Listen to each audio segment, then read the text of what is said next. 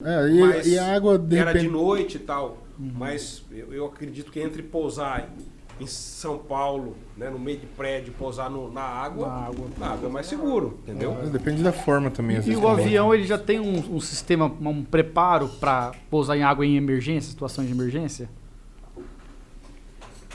Já tem algum tipo de...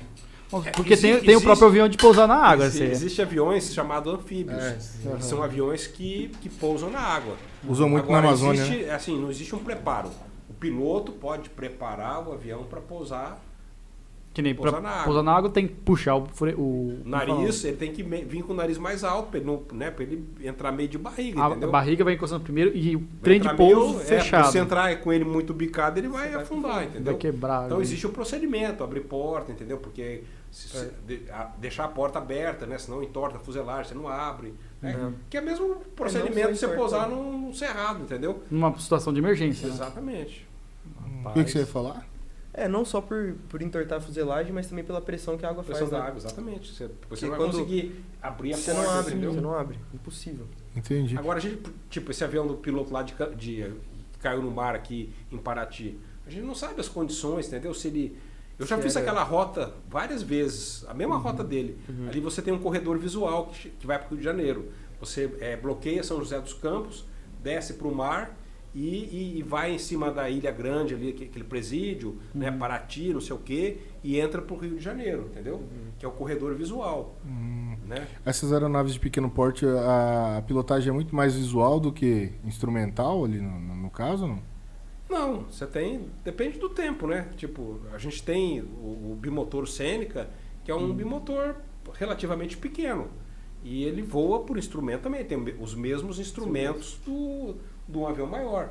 Agora, o que acontece?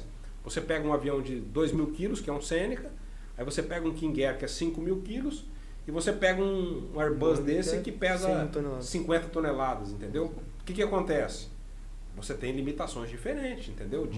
De formação, de gelo, de turbulência. Em meio à tempestade, você fala. Exatamente. Cada um se comporta de uma forma. Comporta diferente. Então, um avião mais pesado, claro que o impacto com ele vai ser menor. Né? Um avião mais leve vai ter um impacto maior. Então, tempo fechado, o avião nem sobe. Ou não? Tem hipótese de ter que fazer voo ainda? Não, você tem que avaliar as condições, né? Tipo, que tipo de formação que tem, né? Então, você não vai botar um avião pequeno, nem um avião grande dentro de uma nuvem preta daquela. Teve o caso de um advogado que saiu aqui, né, do aeroporto para ir para a fazenda dele, estava um mau tempo. É médico, né, que caiu com o avião. Ele foi por causa do mau tempo, o caso. O cara ele cometeu um erro, entendeu? O tempo estava fechado, ele não sabia voar por um instrumento, não era habilitado e se meteu a voar por um instrumento e se perdeu. A nuvem preta, desculpa a pergunta, aqui a gente é muito leigo, mas a gente vai perguntando coisas assim, pode ser meio supérfluo, mas a nuvem preta, ela indica o quê? Que é muita umidade presente naquele ambiente ali? Não, é uma nuvem de muito desenvolvimento vertical. Ela tem gelo, ela tem turbulência, ela tem oscilação grande. Então essa nuvem chama-se CB, né? A nuvem cumulonimbus. Ela parte tipo de 5.000 pés e vai até 30.000 pés. É uma nuvem de grande desenvolvimento vertical. Vocês conseguem colocar a foto dela aqui? Coloca aí, produção, põe a foto. Como que é o nome? Cúmulos nimbus. Cúmulos nimbus, o nome dessa nuvem. Isso. Então, assim, o piloto ele tem que saber avaliar, né? Então, o avião tem um radar. Então, o radar vai indicar que tipo de formação. Então, o CB ele vai indicar vermelho na tela do radar.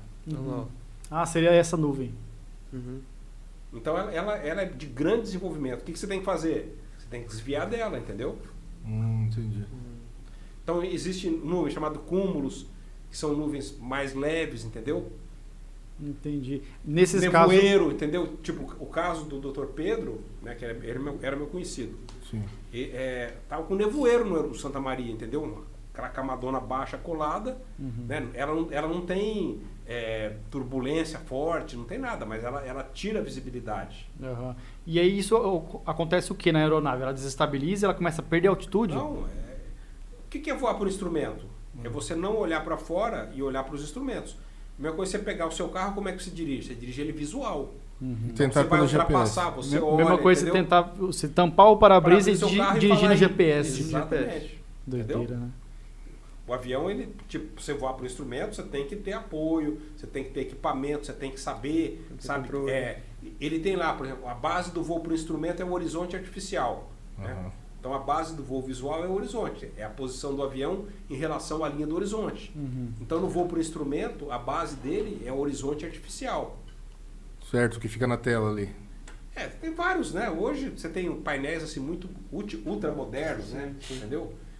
Que é tela e tal. Mas assim, o que ele é? Basicamente é um horizonte artificial, que é o básico. Sim. Então nesses Boeing cheios de tela e tal, ele tem no cantinho lá um horizonte artificial, um reloginho, que é o horizonte. Porque se o cara perder toda a tela, pelo menos ele consegue controlar no horizonte. Vocês sabem o que aconteceu no voo do Luciano Huck aqui, aquela vez que caiu, que o cara pousou, fez um pouso de emergência, né? Esse acidente já teve um laudo final, entendeu? Cenipa. Então o laudo do Cenipa, até o Arthur está mais a par do que eu aí, Aham. né, do laudo. Mas, bom, houve uma falha humana, houve uma falha de manutenção do avião, entendeu? O acidente, ele é uma... São vários erros, né? Não é só uma causa sequência. específica, são vários... Você fala caiu, né? Mas caiu por quê? Foi porque o piloto esqueceu de baixar o trem? Não. É porque ele vinha, que ele já estava com não sei o quê, que a buzina do trem não estava funcionando. Então são várias coisas que aconteceu. Sim. Mas o que aconteceu com o Luciano Huck?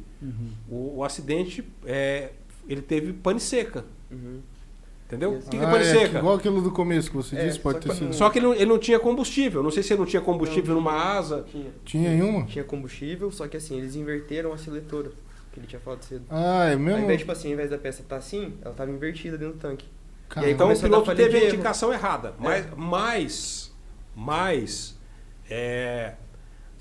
Eu dei aula há muito tempo, né? A primeira coisa que a gente fala pro aluno, você não confia em marcador de combustível de avião. Você certifica a quantidade que tem. Então, não querendo criticar ninguém e tal, mas né, teve uma falha de manutenção do avião e teve a falha do piloto também. Né? Não pode falar que a culpa né, seja todo do Para avião. identificar o nível do combustível sem ser na parte automatizada da aeronave, tem alguma parte da aeronave que tem alguma, sei lá, um registro, um regulador para ver a pressão ali do combustível, alguma coisa?